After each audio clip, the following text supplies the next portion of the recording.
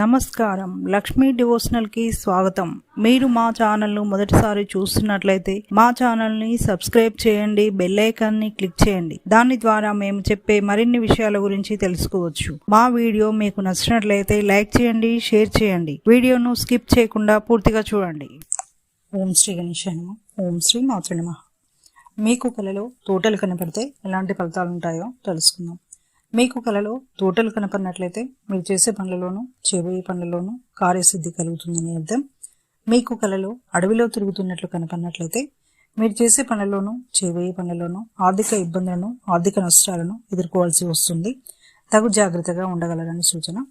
మీరు చెట్టు ఎక్కినట్లు కలలో కనపడినట్లయితే మీరు చేసే పనులలోనూ చేయబోయే పనులలోనూ వృత్తి వ్యాపారాల్లోనూ శుభం జరుగుతుంది.